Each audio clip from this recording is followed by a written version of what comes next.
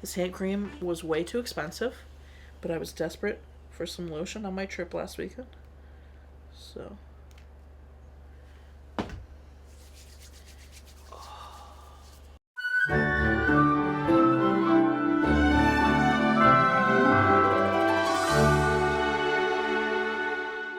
Welcome back to Every Disney Movie Ever. My name is Jess. I'm watching Every Disney Movie Ever. Today I'm going to be talking about Ant-Man. Ant-Man is a 2015 theatrical release about Scott Lang using his burglary skills for good and helping Hank Pym and becoming Ant-Man.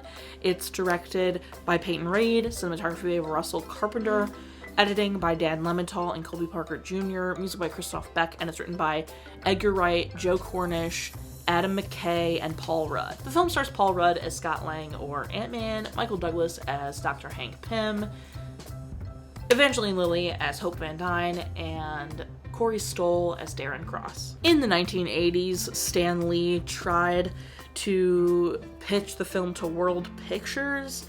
It did go into development, but Honey, I Shrunk the Kids was actually happening at Disney, so nothing came of it. In 2000, Howard Stern tried to purchase the film rights. Also in 2000, Artisan Entertainment actually made a deal with Marvel to make it. In 2003, Edgar Wright and Joe Cornish wrote a treatment for Artisan, but the treatment was never taken to Marvel. In 2004, Wright and Cornish pitched it to Marvel. In 2006, Wright was hired to direct and co-write. Also in 2006, at Comic-Con, Wright discusses how it will be both Pym and Lang. In 2008, Wright says the first draft was complete and they were working on a second draft. In 2010, Stan Lee met with Edgar Wright to talk about the character. Also in 2010, Wright says the film would come out after Avengers and that Ant-Man may appear in future Avengers films. In 2011, he resumed screenwriting, delivered a second script to Marvel. Also in 2012, Feige says this is as close as it's ever been. In 2012, Feige said it would be in phase 3 of Marvel and would be reworked a bit to tie in with everything because it obviously had truly began production before Iron Man 1 ever came out. In 2013, July, they finished the script but delayed production because the producer of The World's End, which is an Edgar Wright film, got cancer, and Edgar Wright went to help finish all that up and then came back in July of 2013. Rudd was the frontrunner for Lang. In January of 2014, Michael Douglas was cast as Hank. In May of 2014, Edgar Wright ended up leaving the film, saying he wanted to make a Marvel movie, but they didn't want to make an Edgar Wright movie. They had wanted someone to do a pass at the script without Edgar Wright, and he did not like that, so he left. In May of 2014, Adam McKay was brought on to do a draft, but Adam McKay was brought on to direct, but he heard what happened with Edgar, and he did not like that and backed out of loyalty to Edgar Wright. They brought on Peyton Reed in June of 2014, and because of that, Adam McKay then felt okay helping do a pass at the script with Paul Rudd, saying, I backed out of loyalty for directing for Edgar, but figured I would be one of the people that could be the most respectful reworking a script by Edgar.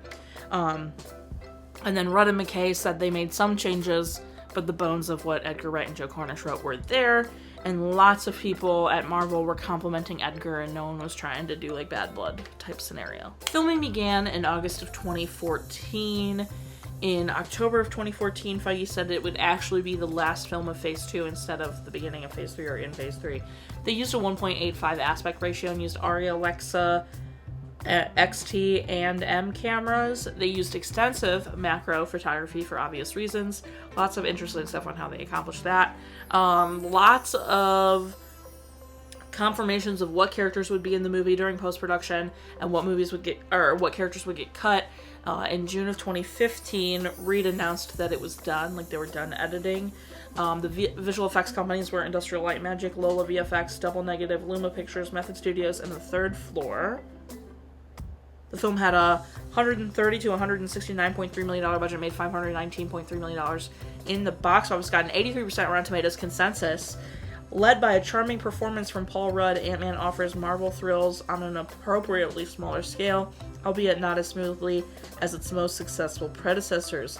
It obviously has 2 sequels, Ant-Man and the Wasp, and then Ant-Man and the Wasp: Quantumania.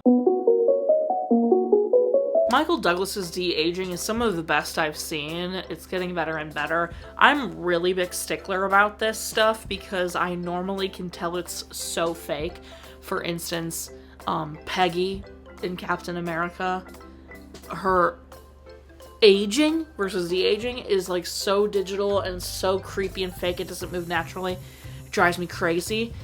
This one, like, I could tell it was digital, but like, not because of how his mouth moved. Does that make sense? It just like looked digital.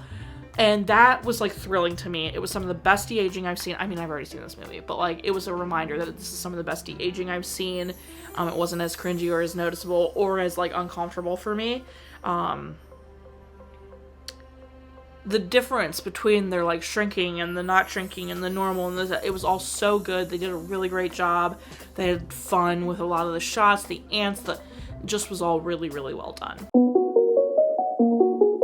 The edit is super fun. I really would have loved to have seen the Edgar Wright version of this film because Edgar Wright is really great about cutting on action and using it as part of the visual and the story. I would have really loved to have seen that. But the edit in this is very fun. Anytime Luis is telling the story about how he heard from something is always edited really well. The Falcon and Ant-Man fight is so excellent. Genuinely really entertaining. The edits between the small world and the big world and how he's shrinking and coming up and like all this kind of stuff, also really well done, really clever, really fun. The music was great. Hank's theme was probably the standout, but otherwise there were some other moments that the music just felt so rich and perfect in the certain scenes they were in. So this is kind of set up that Scott is sort of like a Robin Hood character, like he's been in jail for stealing, but what he stole was from someone who was stealing from others. A very Robin Hood type moment, like a justice vigilante type situation. That's how it's kind of set up, and they also set up Scott and his daughter Cassie, which is very sweet. They do a really great job setting that up. Cassie is super lovable. The girl they get to play her is excellent. The way she says she loves the ugly bunny is hilarious. And it's all really set up really well. And then obviously Paul Rudd just is excellent. The Yellow Jacket propaganda video is wild. I think the whole setup of that is insane. The little scene at the beginning with D.H. Michael Douglas talking to this Howard Stark and the other guy about how he doesn't want it to become a soldier thing because it could be horrific. Very true. Some great lines in this movie that make you laugh out loud, obviously. And Michael Douglas is so good at that sarcasm too. He always has been. He doesn't have a name, he has a number. Do you know how many ants there are? Like, that's just, I don't know why that line specifically makes me laugh so much, but just the way he talks to him like he's totally stupid is hysterical. I know they lean a little bit into the fact that, like, he's good at robbery, but I don't think they lean into the fact that he's got, like, an engineering degree enough. Like, I get it, because that's what makes him so good at, like, the electric and getting out, like, breaking into the safe and doing this, that, and the other, but, like, when they're talking about the suit and the, like, particle and all this kind of stuff, like, he can understand on some level. He's very intelligent, and I feel like they don't lean into that enough, which I would love to see more of. He's kind of the dumb one in the room, which, like, I get, but at the same time, no, he's not stupid. I Want You to Break Into a Place and Steal Some Shit is iconic as well. Like, it's so good. It's just got a lot of fun moments. The story is good. It moves very quick. Everything kind of feels necessary. It's a good little origin story moment. Yeah, I don't know. It's pretty good. I don't really have, any big... Paxton, I think it's annoying that they have Paxton instead of just, like, make Cassie Cassie's mom the cop. Make Judy Greer the cop, and he, like, had been married to a cop or had a daughter with a cop, and that's why they can't be together, because he's a freaking criminal. And then, like, why is it that, like, Paxton's the one to run in after the daughter? Like, I get it's because he's the police officer, but, like, you're telling... No shot is the mom standing by just weeping. That's the most unrealistic part of some of these things. Like, the stereotype that the mom would just stand by weeping. No shot.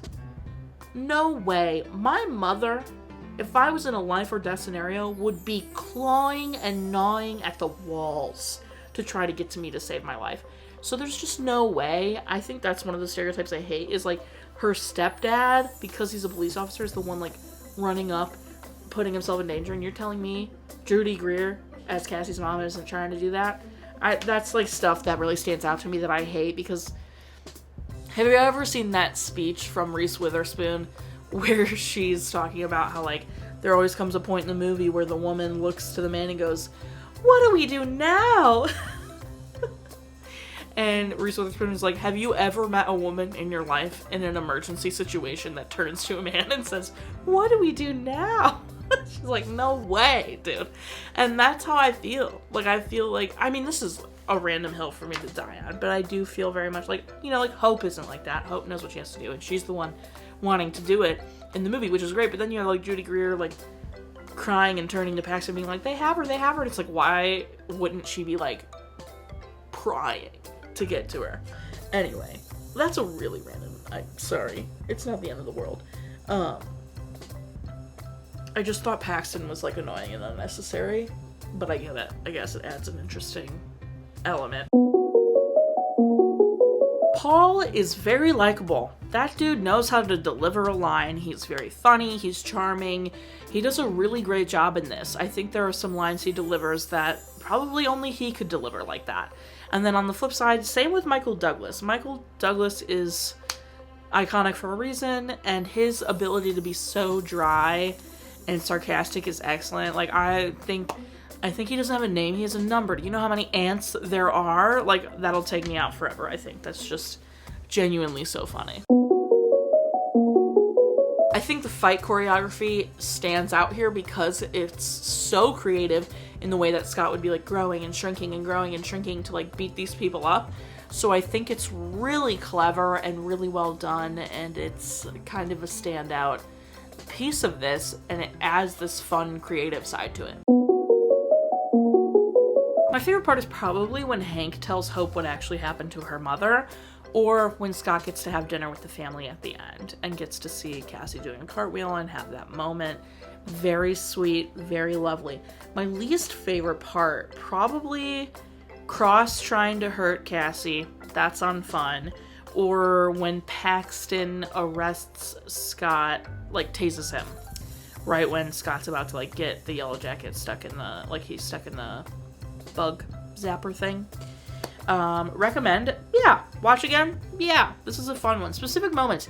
Something really like random I noticed while we were watching is when Paxton and his partner have Scott arrested in the back seat of the car, and they're driving, and they get the like radio that something is going on at the address like where Paxton lives with Judy Greer and Cassie. Paxton screams, "My house!" Like, that's my house. And Scott in the backseat goes, "Cassie!" And I thought that was very interesting and very telling. Not that Paxton doesn't care about Cassie, because he obviously does. But I thought it was interesting to show that, like, Paxton is thinking in a different way than Scott. Scott's only concern, obviously he doesn't live there, so, like, he wouldn't care about the house, I suppose. Scott's only concern is Cassie and his daughter. And then, like, Paxton has, like, a greater concern, which I get. Like, it's his wife and his stepchild and his home. So, like, I get it. Excuse me. I just thought it was interesting that he goes, "My house!" and Scott goes, "Cassie!" Like, it shows a slight difference in the thinking, and I thought that was really clever. I don't know if that was on purpose or not, but if so, kudos. That was very good. This is probably one of my favorites. I wouldn't say it's my favorite Marvel movie, but it's up there. I really do enjoy this. I haven't seen it in a long time. I've probably only seen this one like twice. So it was kind of nice. It was a nice refresher to watch this one again. It was very fun. That's it. That's everything I have. My final rating will be 8 ants out of 10. Our total movie count is. Parent death toll and cry count are still the same because Hope's mom is not dead. Right? Right. So, Parent Death Toll and Crack Count are still the same. If you want to keep up with what movie I'm watching when, follow me on all socials. You'll find out what movie I'm watching when. I put up videos every Monday and Friday and sometimes Wednesday. Join Patreon. I got a tier starting at just $1. You get every video a week early, a coupon code. Nope. Every video a week early. Tier over that, you get daily trivia, monthly postcards, bonus content, etc. Go check it out. Buy merch. Merch is great. Merch is grand. Go check it out. At this time, I'm really hoping to have a new merch design on sale for spring break for you. Collab with my friend Janelle. She's Origin on Instagram. Go check her out. Go buy that. Until next time, comment, like, subscribe, and I'm not in charge of your life. You are studio, and don't be Darren Cross about it. That, my friends, is what we call murder.